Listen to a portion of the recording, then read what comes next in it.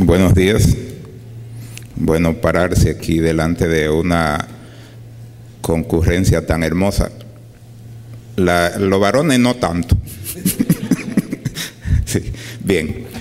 En primer lugar, una aclaración. Hubo al principio un malentendido con el tema, porque yo recibí la información oficial un poco tarde y resulta que cuando me mandan la información por escrito no se correspondía con lo que me habían dicho al principio y ya el tema estaba preparado, pero tratamos de acomodarlo. Primero un poquito de historia, siempre y cuando yo sepa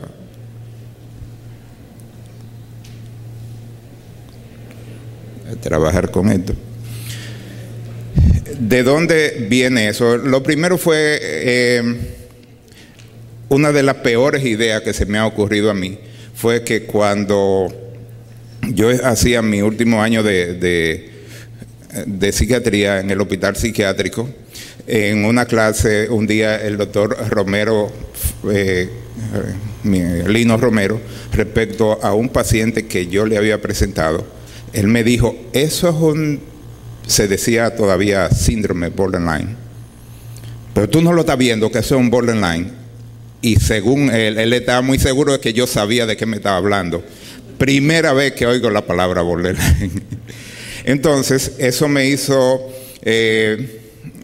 como que me despertó una inquietud y yo comencé a perseguirlo, el famoso síndrome borderline, a partir de toda la fuente que en ese tiempo teníamos muchas revistas y cosas, y la idea mala que se me ocurrió fue escribir un libro sobre eso. Un libro que no me enorgullece. Quizá por eso yo me quedé sin ningún ejemplar, porque todos fueron donados. Ese fue un acuerdo con la persona que lo auspició, que era para donación a los residentes y a todos los psiquiatras del tiempo, de esa época. Pero quizá fue un acto fallido, y como a mí no me enorgullecía tanto, yo no me preocupé mucho por conservar uno. Y 10 años después, a uno que fue precisamente compañero de Valdés, yo le pedí uno prestado y no se lo devolví. Todavía anda Melo buscando. Ese fue parte del antecedente, y lo menciono porque quizá por eso yo estoy aquí, porque a partir de eso se comenzó a regar que yo era el que sabía de eso. Entonces eso no me hizo mucha gracia, porque comenzaron a mandarme límites, y al tercer paciente límite que uno tiene, a uno le dan deseo de dejar la psiquiatría. Sí.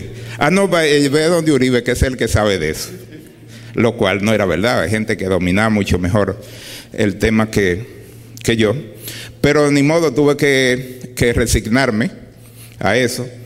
Y en la medida que fue pasando el tiempo, después de un arrancar con la temática esta, que levantó muchas jocosidades, vamos a llamar así, incluyendo un día que oí al doctor Valdés, no sé si fue idea de él o si fue una ocurrencia, que dijo, fulano dijo que por ahí anda Uribe haciendo un trabajo de unos pacientes que vienen de Dajabón, haciendo una alusión a la frontera. El fronterizo, los pacientes que vienen de la frontera, mándenselo a Uribe. Bien. También hubo otro incidente que fue algo que ocurrió para esos mismos tiempos en mi familia. Yo teníamos un amigo, fue el padrino de mi primera hija, etcétera, que yo le prestaba el carro, y un día me devolvió el carro con la transmisión dañada. Era un carro automático, y cuando lo confrontamos, él dijo que no, que era que él le daba, porque daba lo mismo, aunque fuera automático, daba lo mismo meterle o no los cambios. Me le dañó la transmisión. y para aquellos que están pensando con toda razón o con una razón parcial que el que presta un carro presta a la mujer. Eso no es lo mismo, porque es peor prestar el carro porque si el que presta a la mujer sabe lo que va a pasar, pero si ustedes prestan el carro, ustedes no saben lo que va a pasar. Bien, pero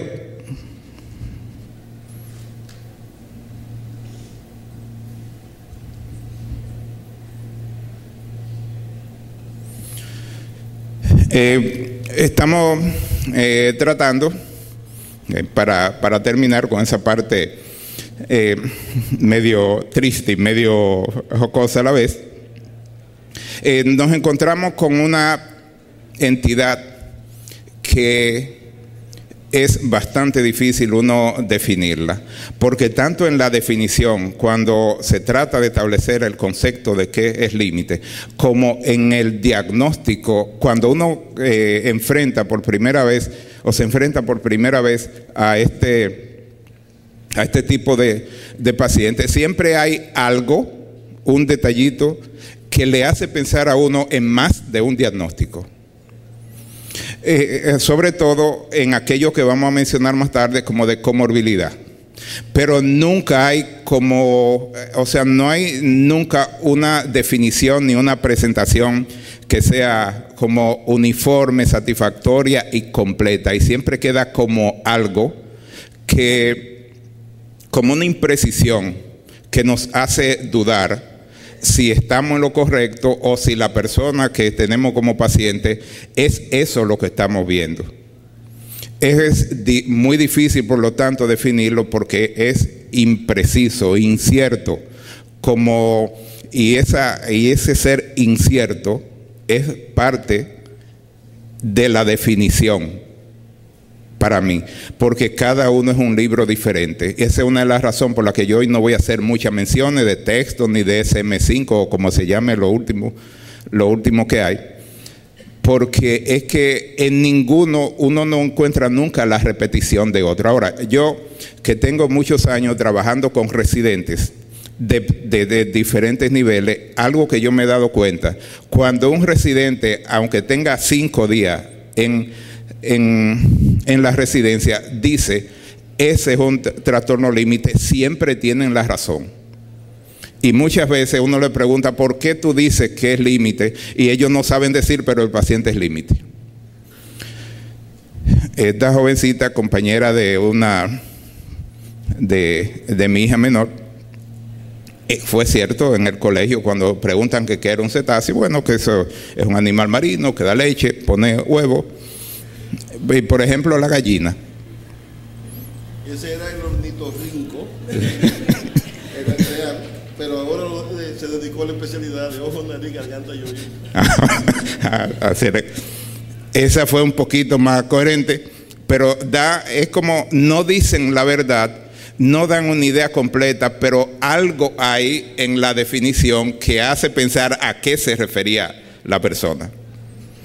Algo hay en estos pacientes que nos hace pensar, nos orienta hacia cuál es la conclusión a la que nosotros debemos llegar. Evidentemente que la amiguita de la otra niña que habló del cetáceo tenía una idea un poquito más aproximada a la de la anterior, porque dice, bueno, la odontología, su madre es hija de una odontóloga.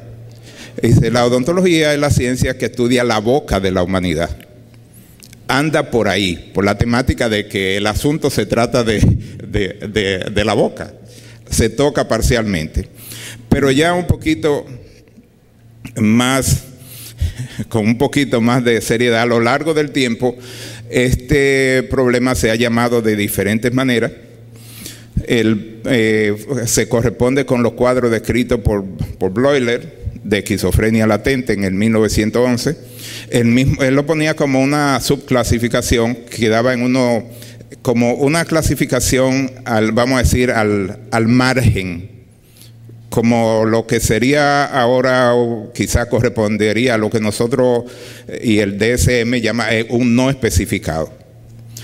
Rich en el 25 le llamó carácter impulsivo, hacía una descripción que se parecía más a la de los trastornos de personalidad, pero señalando la impulsividad como el ingrediente más importante de la psicopatología. El término borderline surgió por primera vez en 1938, el mismo año que nació el electroshock, como por Stern. Él no utilizaba otra expresión, él solamente le llamaba borderline. No él le llamó trastorno de personalidad, no le llamó esquizofrenia, sino el paciente borderline.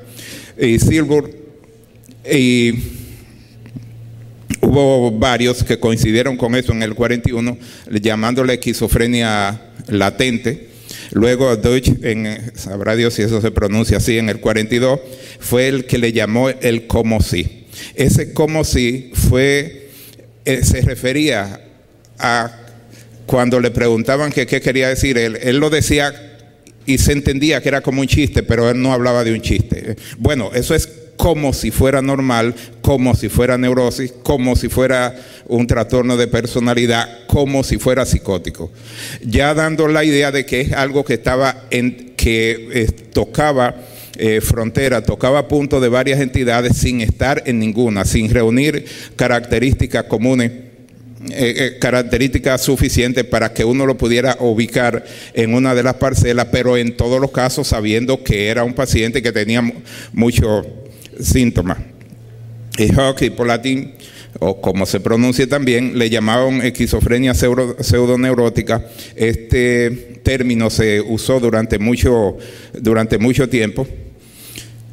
Estado borderline fue la denominación que hizo Knight en 1953. Él hizo una clasificación, es decir, en varios tipos: el fronterizo con la psicosis, el fronterizo con la neurosis, el paciente como tal, y el otro era fronterizo con la normalidad. Le hacía una breve apología de cada uno, presentándolo como el mismo diagnóstico, pero con diferentes matices. Melita Schmidberger era una psicoanalista alemana. Ella tomó como punto de partida para sus trabajos un enfoque psicoanalítico en toda la extensión de la palabra, pero ella utilizó mucho la denominación del como si. Ella partió de eso. Grinker fue en que en 1968 le llamó el síndrome borderline. Síndrome borderline, esa denominación prevaleció hasta principios de los 80, cuando yo hice la revisión a que hice referencia, que yo estaba muy chiquito cuando eso, pero fue en ese tiempo, eso así era que decía el DSM-3, que era el que se usaba en ese tiempo. Hasta que después se cambió y se ascendió a trastorno de la personalidad. Grinker era un psicoanalista un poco, vamos a decir, peculiar, pero muy acucioso. Este señor, que ya tenía cierta edad, hay una película sobre uno de los generales que dirigieron la operación del desembarco de Normandía, el general Patton, en que él era su psiquiatra. En esa película aparece, una buena parte aparece este psiquiatra, y como que uno enviando un mensaje de quién era él, aunque es a través de una caracterización para el cine. Hay otros personajes que no están ahí y que vamos a mencionar más tarde, pero quizá el protagonista en este tiempo de lo que es el trastorno límite y que más trabajo que más presencia hace en eso es el señor Kemper. También está otro Gunderson, del cual vamos a hacer alguna cita más tarde. Unas estadísticas cuestionables en cierta forma, una frecuencia más o menos igual a la de la esquizofrenia, 0.2 a 1.8 en la población general. 10-20% de pacientes ambulatorios, de los servicios de psiquiatría, y eso de un 15 a 20% de los ingresados. Yo creo que hay una exageración en eso. Las estadísticas no son mías. Estas son estadísticas de diferentes fuentes, muchas de las cuales son extraídas de presentaciones que se hicieron este año en el Congreso de la APA, pero me parece que son un poco exagerados. Lo mismo que me parece como subvalorado esto de un 5% de los pacientes internados que tienen trastorno de personalidad. Habría que ver. Esto tendría valor si se relaciona con los pacientes que son internados por otra razón y se le diagnostica secundariamente un trastorno de personalidad. Porque si vamos a los que son internados como consecuencia del trastorno, por una complicación o por alguna expresión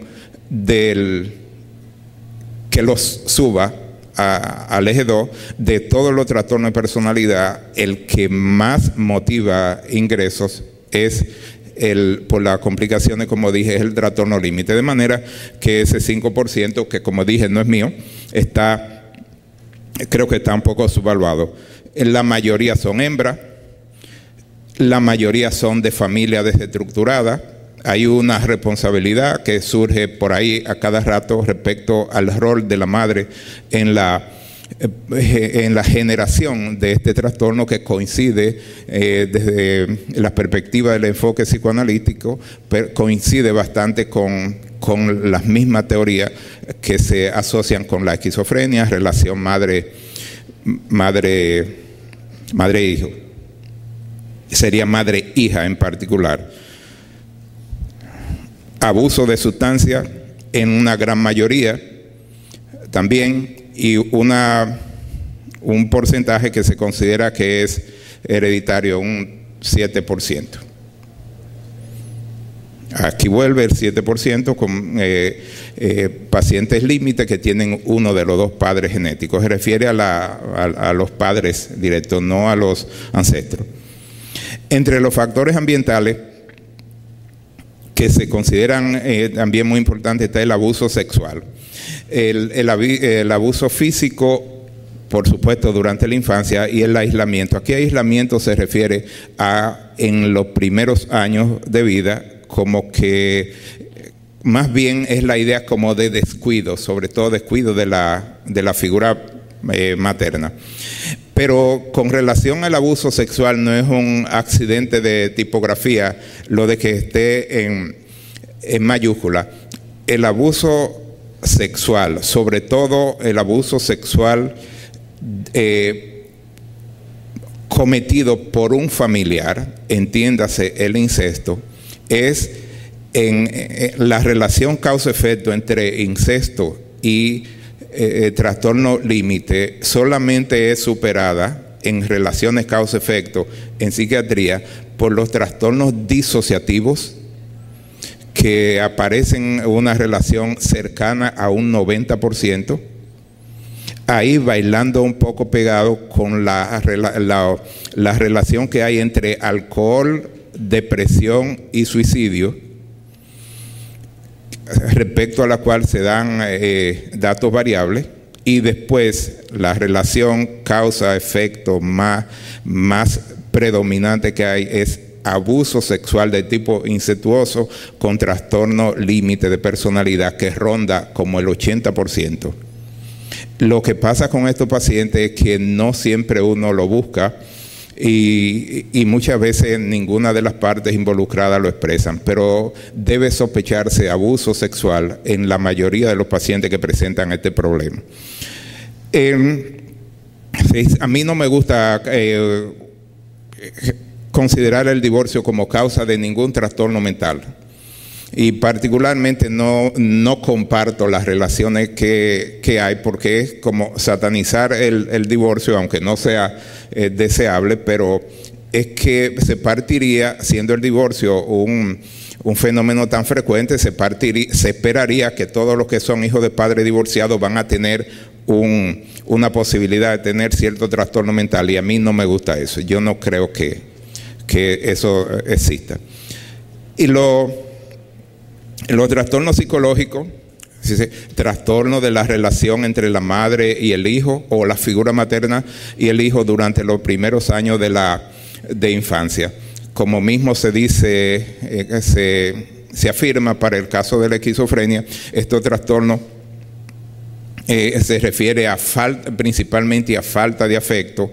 En mi experiencia particular, más que falta de afecto, yo lo que he visto es como sobreprotección materna, pero teóricamente es disturbio, sobre todo sobreprotección o descuido en la relación materna. Más adelante, bueno, ya lo voy a mencionar ahora para no tener que repetirlo, pero dentro de las teorías neurohormonales se dice que realmente la relación madre-hijo normal favorece la producción de los opioides corporales y de oxitocina, hormonas o sustancias que están íntimamente vinculadas sobre todo a ciertas expresiones afectivas, la sexualidad y la forma de lo que tiene que ver con el manejo del dolor.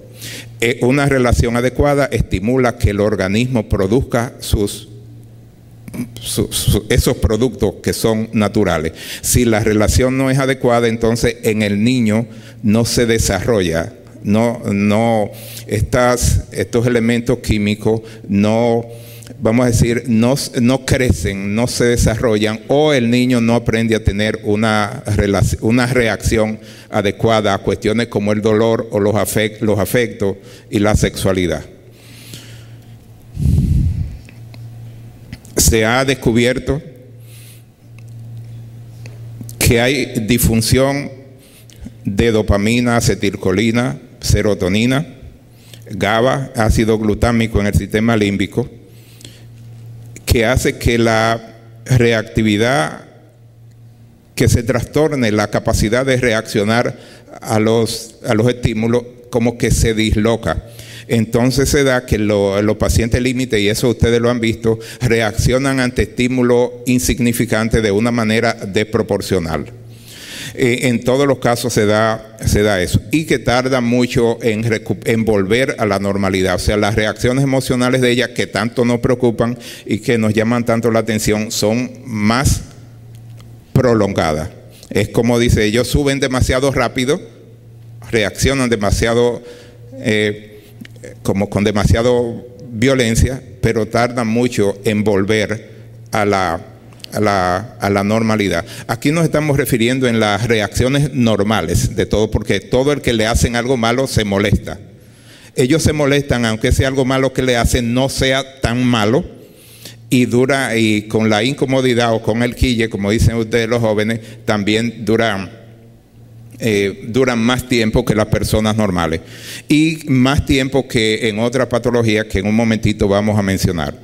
Esto de las alteraciones de los canales de calcio, yo nunca lo había leído hasta que envié por sugerencia de la madre una paciente, que era un caso que íbamos a traer, pero iba a alargar mucho la presentación, que la envié a un neurólogo por sugerencia de la madre, que quería que se le hiciera una serie de estudios, tomografía, etcétera. Y el neurólogo lo primero que hizo fue que le mandó a hacer una determinación de calcio. El calcio estaba bajo.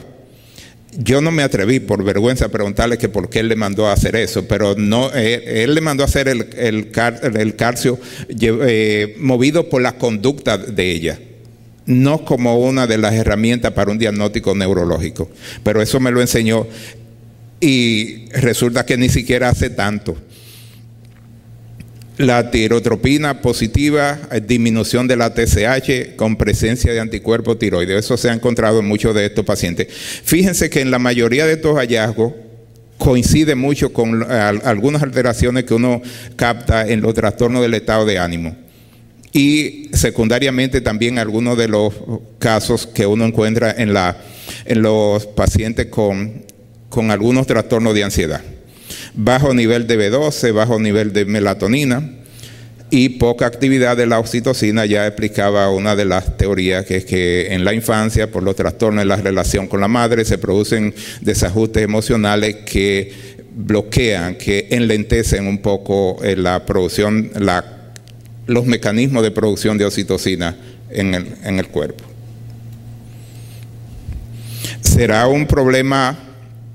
Habrá un problema neurológico, sobre todo algún problema ya en la corteza. Este artículo es bastante reciente, esto salió hace como 2 semanas, y como el narcisismo es el primo más cercano, el primo con el que mejor se llevan los trastornos límites, si se dice eso del narcisismo, sabrá Dios si al lado hay alguna alteración detectable por resonancia magnética en relación con pacientes con trastornos límites, pero no tengo información sobre eso. Pero se queda como una posibilidad. Yo creo que cada día se deberá descubrir algo nuevo. Bueno, la medicina es así, la psiquiatría es así. Sabrá Dios si mañana ya todo lo que estamos diciendo hoy son disparates. Disfunción de opioides, vasopresina, oxitocina, que son, sobre todo lo de la oxitocina y los opioides, que son las que determinan el comportamiento autolesivo y las relaciones interpersonales, argumentándose que la oxitocina tiene que ver con la forma de uno relacionarse normalmente con los demás y que los opioides tienen que ver con los mecanismos del dolor. Aquí se explican que quizás cuando los pacientes se hacen las autoagresiones es una forma como de estimular los mecanismos productores de opioides. Parece un poco ilógico, pero como un poco absurdo, pero absurdos son ellos como definición. La anedonia y las sensaciones de vacío se asocian con la reducción de actividad opioide. Esa es una de las pocas citas que trajo un trabajo de Mercedes Pérez Rodríguez de la APA este año. Algunos hallazgos neurológicos, yo nunca había hecho observación en ese sentido, que algunos tienen algunas dificultades con la marcha, pero apenas perceptible, que tienen a veces confusión, aunque esté momentáneo, con la lateralidad, si es izquierda o si es derecha, o la supinación, pronación. Y se levanta la mano derecha y como que al principio levantan la izquierda. Pero esos son de las finuras que no descubrí yo. El sueño paradójico, y hay anormalidades difusas en el electroencefalograma. La idea de difusa no es que, es como que no son predecibles, que no son las mismas en todos los pacientes. La mayoría son en mujeres, en los varones inicia más temprano, hay más historia más actividades triatales relacionadas ya con la motricidad, más abuso de sustancias en varones y más abuso sexual, el ánimo es mucho más caótico y los trastornos de la alimentación son más frecuentes entre las mujeres. Existen motivos de la temática de este tema, una serie de entidades que se consideran que están íntimamente ligadas a este trastorno y que muchas de ellas son a veces aparentemente indiferenciadas. Hay dentro de ellas un grupo que quizá porque me cuesta un poco hablar de cosas que yo no comparto, pero yo creo que el baile pegado es con los trastornos del estado de ánimo y con más nadie. Porque para cualquier otra entidad psiquiátrica hay los criterios que nos permiten diferenciar una de otras están muy bien definidos. Este señor Kember está vivo. Kember es un psiquiatra de las familias que emigró durante la Segunda Guerra Mundial a Chile. Él era austríaco, tenía orígenes judíos y creció e hizo su especialidad en Chile. O sea, es un chileno. Él es chileno, aunque tenga ese nombre por esos orígenes, pero después emigró a Estados Unidos y ha sido una persona que se ha destacado mucho en lo que es los estudios sobre el trastorno límite. E incluso él tiene una clasificación que hace unos 5 o 6 años él presentó en uno de los congresos de la APA, en la cual él como que estaba reclasificando los trastornos del estado de ánimo, los trastornos de personalidad, sobre todo los del clúster B y del clúster C. Y él hacía una fusión de síntomas narcisistas, síntomas antisociales, y lo que nosotros llamamos, o sea, criterio de trastorno límite, le llamaba narcisismo maligno a una cosa que él diferenciaba muy poco del trastorno límite, como lo conciben los DSM. Muy al principio él se refería a la neurosis polisintomática como una modalidad de trastorno límite. En ese tiempo que él hace esto, que fue a principios de los 80, todavía se utilizaba de los 70, perdón, todavía se utilizaba el término neurosis, pero polisintomática él se refería a que habían elementos de ansiedad social, elementos hipocondríacos, elementos obsesivos compulsivos y elementos de pánico en el mismo paciente.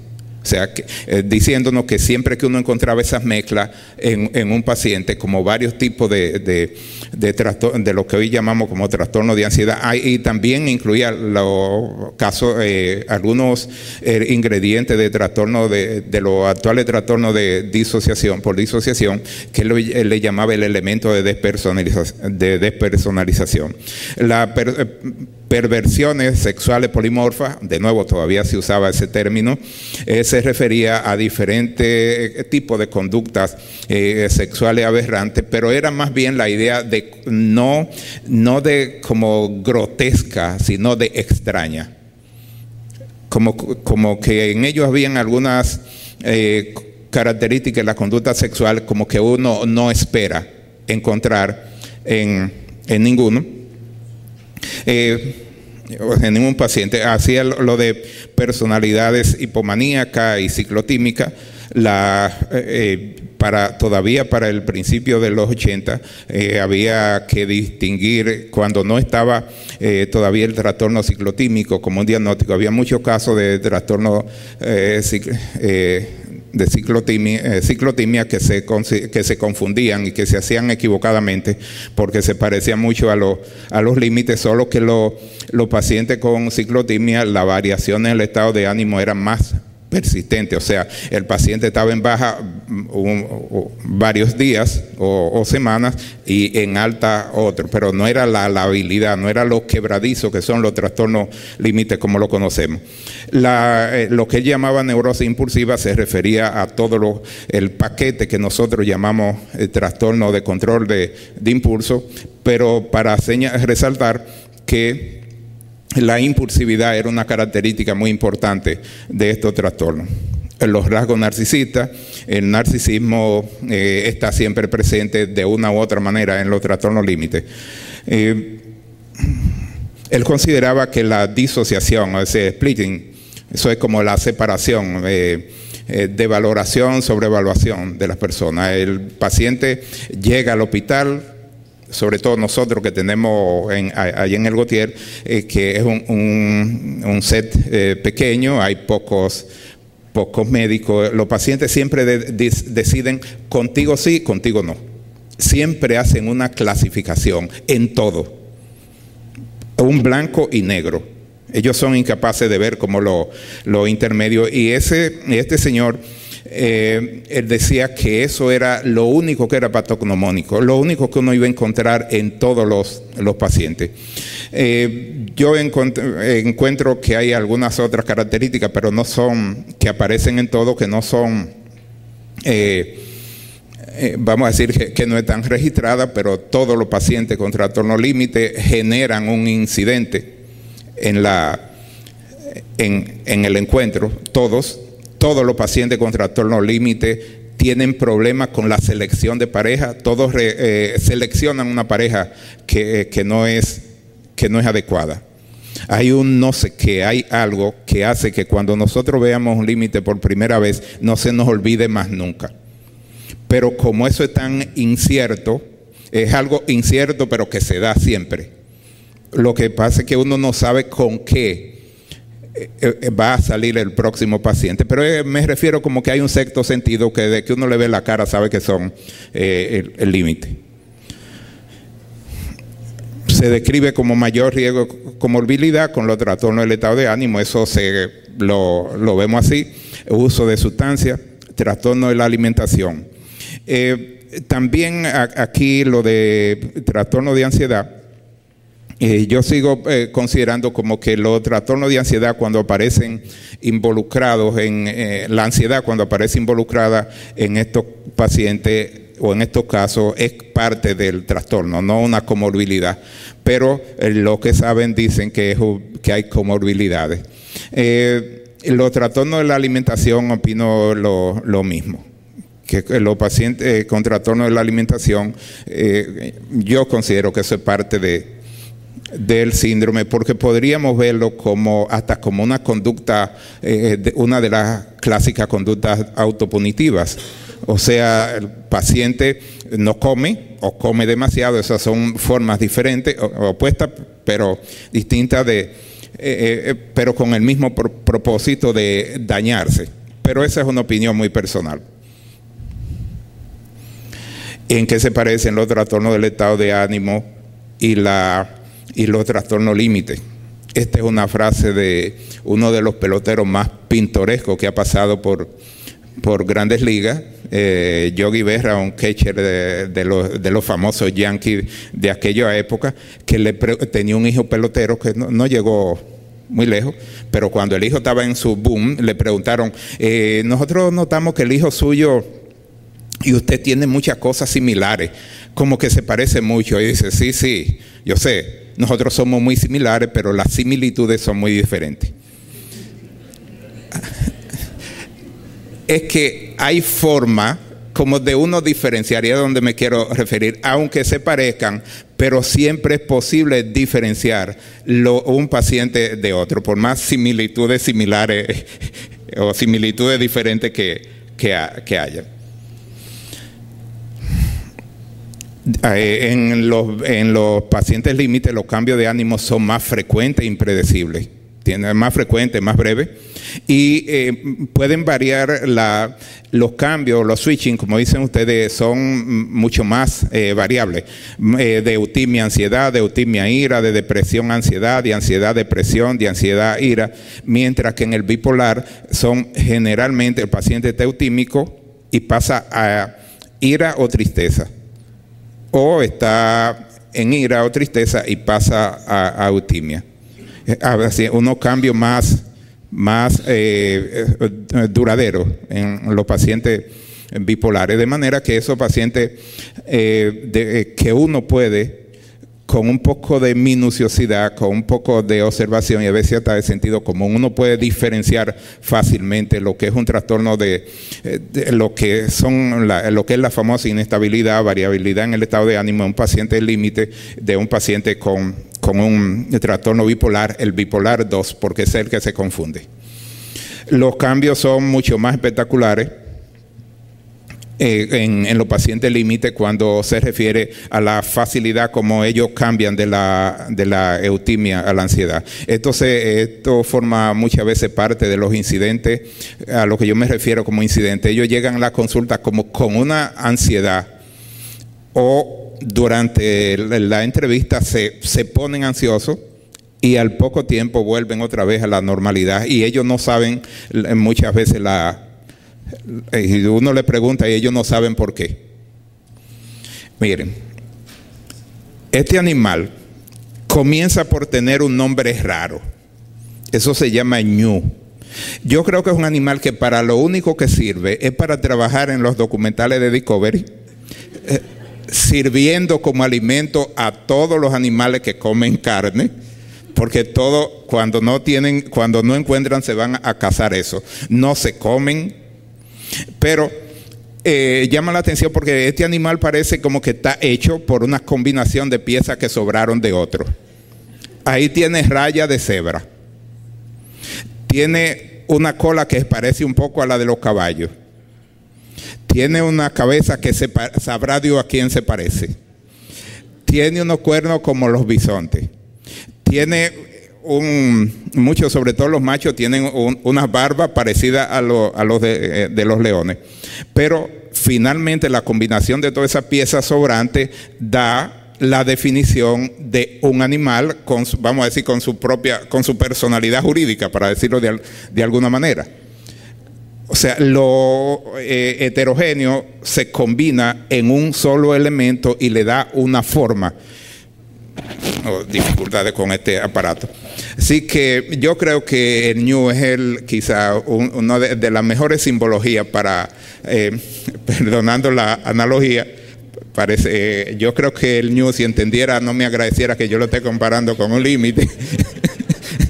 Pero es la idea de combinación, de heterogeneidad en la combinación de elementos para llegar a un resultado.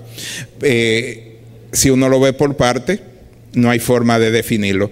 Como si la medicina fuera, o si esto fuera tan fácil de definir, si los matices estuvieran tan delimitados como están en Philly y Guacamayo, la cosa fuera fácil. Aquí están bien limitados. Sin embargo, el animalito en cuestión tiene también algo de límite. Yo no sé todo, pero el mío lo tiene. Uno, pasándole la mano, dándole la comida, y de repente me da una mordida que me tiene la mano marcada. Y dos, respecto al splitting, ellos solamente le hacen caso a una persona a la que le da la comida y le pasa la mano. Después no entra en nada con nadie.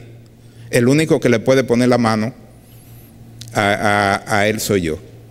Dividen, usted sirve, el resto no sirve. Pero tienen eso como de esa facilidad con que cambia de un estado anímico a otro. Y además, a propósito de la intolerancia, de la incapacidad de tolerar la soledad, yo lo llevo al campo, lo subo en una mata, o se sale de la jaula en la casa y coge para donde hay gente. La mayoría de las aves, cuando ustedes la sueltan, se va. Tiende al monte, como dice el refrán. Pero estos cogen para donde hay gente. O sea, ellos no toleran estar sin la persona. Que ellos ven como que sexualizan un poco a la persona que lo cuida. Y como que no pueden estar sin ese. Los límites tienen algo parecido.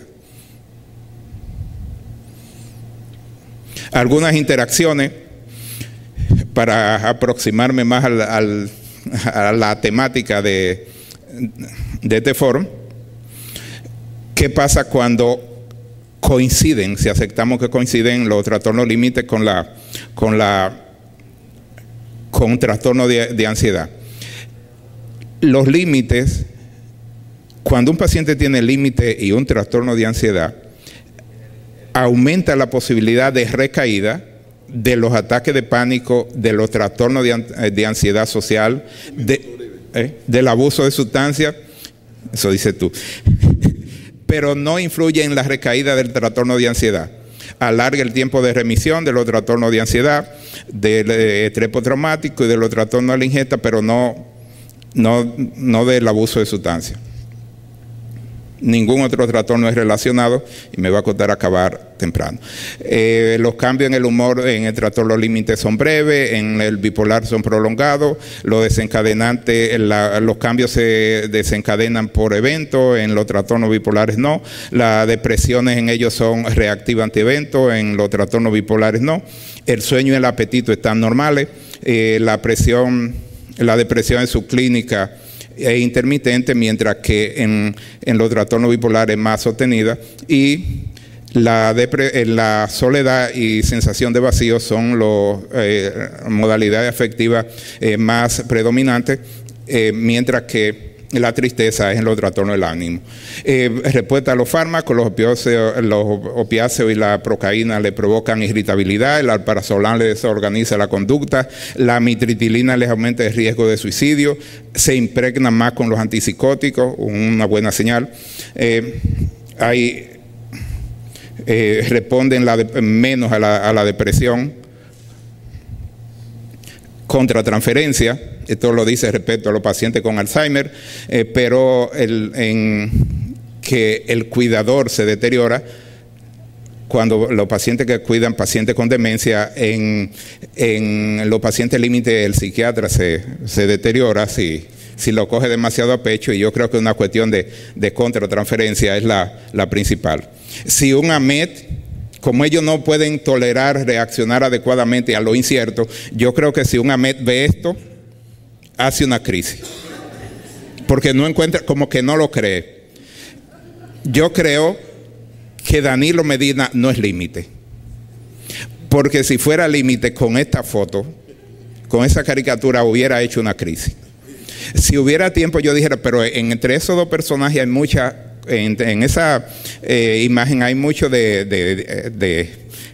aplica muchas de las características de los límites. Fíjense que son dos extremos, nosotros estamos divididos en dos, hay una frontera de por medio, etcétera, etcétera. O sea que la noción esta de diferencias, de límites entre una cosa y la otra está muy bien definida, con todo el respeto que me merecen los dos personajes, pero definitivamente, y ustedes lo saben, que todo el que vio esto le causó algo como de incomodidad, que no, porque es algo como que uno no entiende por qué se puede hacer una cosa tan elemental, burlar a una nación como se hizo esto. Si ustedes fueran límite, hubieran cogido a tirar piedra a todos los haitianos que ven por eso. Bueno, las nietas mías decían que esto no va a ser tan divertido si no la traíamos a ellas, pero que nosotros no los perdíamos. Muchas gracias. Al final.